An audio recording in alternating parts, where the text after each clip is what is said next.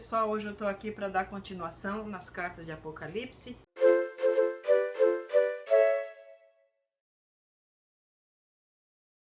E hoje vou cobrir, em nome de Jesus, nesse vídeo, vou cobrir duas cartas. Eu vou começar agora com o que está escrito, né, no final de cada carta, o que foi que me levou assim, me motivou a ler, a compreender, a ver o que Deus quer me falar. Está escrito no final de cada um. Ouça, quem tem ouvidos, né? Quem tem ouvidos, ouça o que o Espírito diz às igrejas. Então, como nós falamos no início, quem dita as cartas é Jesus, mas ele fala, né? Como as obras, tudo que ele fez é pelo poder do Espírito Santo. Então ele fala, ouça o que o Espírito diz às igrejas. Por isso que é tão importante a gente ouvir, nós que somos a igreja dele, né? Então hoje eu vou pegar a carta de Esmirna. Está no capítulo 8 de Apocalipse, o capítulo 2, no versículo 8 até o 11. Ali tá escrito. Então Jesus começa dizendo para eles quem ele é, se revelando, né, na natureza dele, para que eles tenham fé. Ele diz, aqui fala aquele que vive, estive morto, mas agora eu vivo. E então ele fala para eles, né, vocês são pobres, apesar de que são ricos, quer dizer, eles eram pobres no natural, mas no espírito eram ricos. E aí vem, né, o que Jesus corrige ali, o que ele quer que eles corrijam. Aí ele diz que tem ali alguns que estão blasfemando, que eles estão dizendo que eles são de Deus e são sinagoga de Satanás, né? Então, no caso ali, a gente vai ver que, o que eu entendo assim, a comparação, né? Quer dizer, eles dizem que são judeus e não são, né? Esse que é o problema deles, eles dizem que são judeus. E a gente vai ver isso lá no Evangelho de Mateus, né, no capítulo 3, vou dar endereço para vocês, capítulo 3, de 8 a 9, onde eles estão dizendo que eles são filhos de Abraão, né? E só que eles dizem que são filhos de Abraão, mas não tem testemunho como filhos de Abraão. E aí Jesus fala para eles, olha, vocês não se preocupem, porque filho de Abraão com esse coração de pedra, né? Tá falando ali porque eles não tinham misericórdia, eram corretos em tudo, né? Mas não tinham misericórdia. Então Jesus diz para eles, eu posso fazer das pedras, eu posso fazer filhos de Abraão, né? Então Deus podia, tem gente que pensa que Deus podia transformar filhos das pedras. Não, se fosse por isso, então Jesus não precisava, né, ser ele e nós para nos tornar filhos de Deus, porque nós não temos condições, nós já nascemos com uma natureza pecaminosa. E Jesus veio para se repartir. Ele diz que se o trigo caindo na terra não morrer, fica ele só, mas se ele morrer dá muito fruto. Então isso que é a obra do Espírito, formar Cristo em nós. E para isso precisa de Cristo. Agora, tipo aqueles lá, das pedras Jesus podia fazer, filhos daquele tipo para Abraão, né? No natural, carnais como eles tinham se tornado. Então Jesus chama eles a um arrependimento. E o que ele está dizendo aqui é que esses aqui são do mesmo tipo, eles estão dizendo que são judeus, mas não são, né? Então esse é o que ele fala para corrigir, tirar essa coisa do meio ali. E aí depois a preocupação dele é o que? Satanás vai jogar essa tribulação, né? Vocês vão passar por uma tribulação de 10 dias. Então Satanás ia jogar alguns na prisão. E aí que vem o consolo, né? Porque na prisão, o que eles temiam lá na prisão? A morte, né? Então Jesus disse, não temam a morte. Eu estive morto, mas agora vivo, quer dizer, tem solução para a morte, né? O que não tem solução é o cair na fé. Isso não tem solução, né? Por quê? Porque porque todos nós temos medo de alguma coisa, mas o pior de tudo é a morte.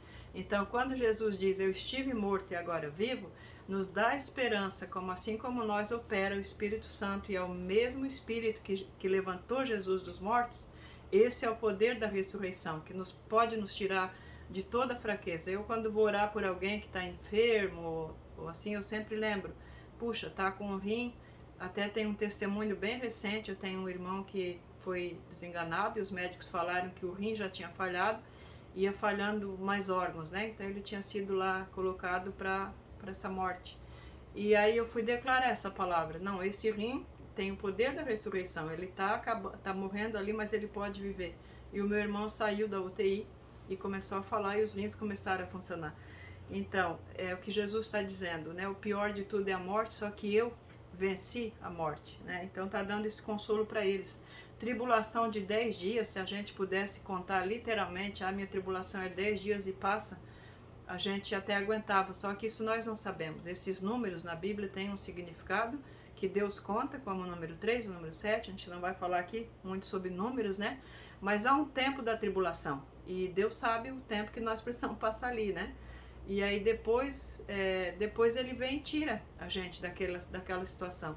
Então é isso que ele está consolando. Vem tribulação de 10 dias, quer dizer, ela tem um limite, é Deus que dá um limite. Ele que dá limite para o mar e diz até aqui, e não passa. A nossa tribulação também tem um limite, não é o inimigo que determina, não é o mundo que determina quando é tribulação. Tem coisas que a gente está passando que não é tribulação, problemas ocasionados por nós mesmos, né? Mas enfim, isso aí já é um outro assunto. Mas o consolo é esse, né? E aí Jesus fala que aquele que vencer, essa pessoa não vai passar pelo dano da segunda morte. O dano, o que é a segunda morte? A primeira é a morte natural, a segunda é a morte espiritual, né? Então, se eles vencessem, né, fizessem o que ele estava dizendo, eles não iam passar pelo dano da segunda morte. Porque o morrer no natural, ele não estava dando uma garantia que nenhum deles fosse morrer na prisão, né? E ele às vezes nem sempre lhe dá essa garantia, porque tem tantos exemplos na Bíblia de pessoas que morreram, né? Foram mártires e tudo mais.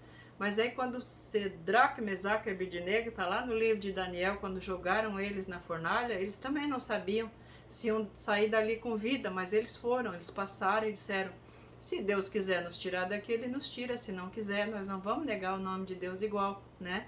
E aí Deus saíram da fornalha sem nem uma fumacinha, nem cheiro de fumaça, né? Então é assim.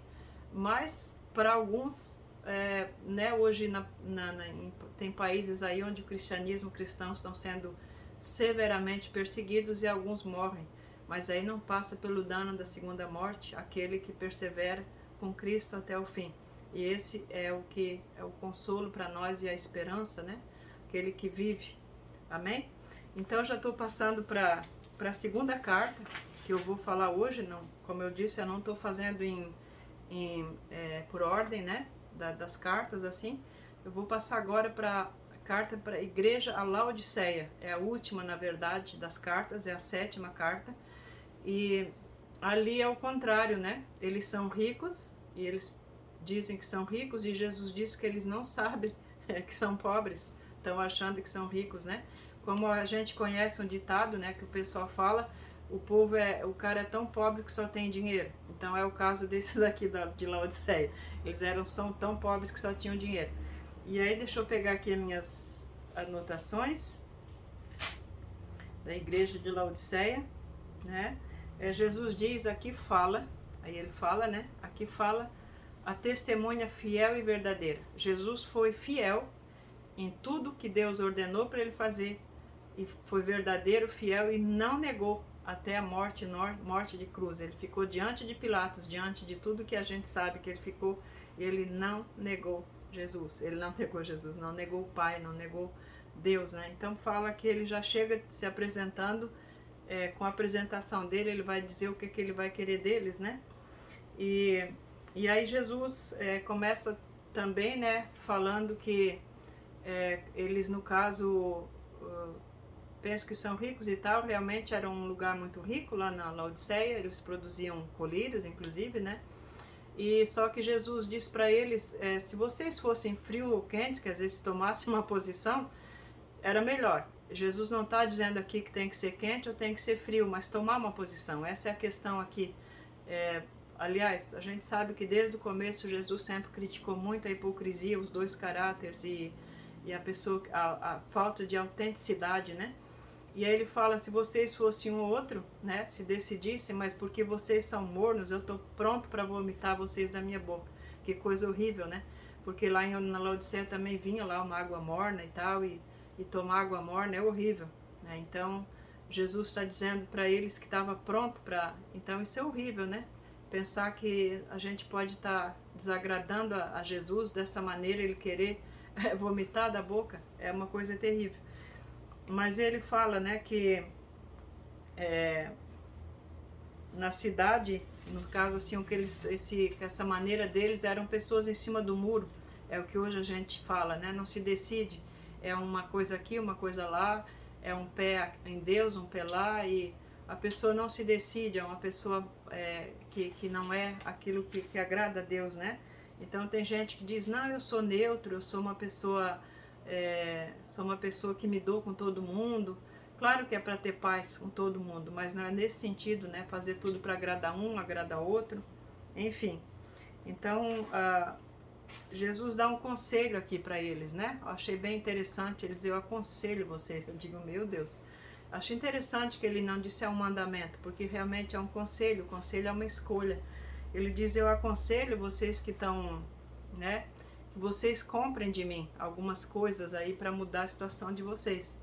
E aí como é que se compra, né? Compra sempre remete a uma moeda, a dinheiro. E aqui não é dinheiro que Jesus está falando. Ele está falando, porém, do que? De tempo, oração, mas principalmente fidelidade e obediência.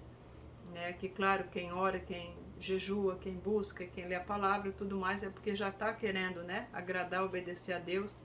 Então ele fala, eu vou dar uns conselhos aqui para vocês, comprem ouro, comprem de mim ouro depurado para vocês se enriquecerem. No meu entendimento, a fé é a moeda do céu, é aquela que é o que traz tudo do céu para a terra, é a fé, né? Então eu creio que ele está prometendo aqui o ouro depurado, a fé com fidelidade, porque a fé, a palavra fé, ela vem da raiz da fidelidade, como ele fala, testemunha fiel e verdadeira, né? Pistes a palavra em inglês. Então sejam fiéis, tenham fé, né, em Deus, a fé de Deus, e aí vocês vão ser ricos, porque a riqueza do céu vai vir para vocês. E aí ele também diz que comprem roupas para vocês, né, pensam que estão bem vestidos, mas estão nus espiritualmente. Comprem roupas brancas. E como é que se consegue isso? Com a metanoia, o arrependimento. No momento que nós nos arrependemos, o sangue de Jesus entra em operação, nos lava, nos transforma. Então mesmo que os nossos pecados sejam vermelhos como a escarlate, eles se tornam brancos, né, como a lã.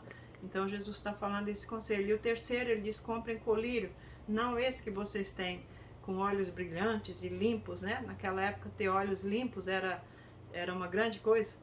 Ter colírio eles tinham para vender, mas comprem de mim aquele colírio que vai abrir os olhos de vocês. Inclusive na carta de Efésios, né? É uma oração que o Espírito, né, que abre os olhos do nosso entendimento, abre os olhos para enxergar aquilo que realmente nos faz ricos. Então esses são os conselhos.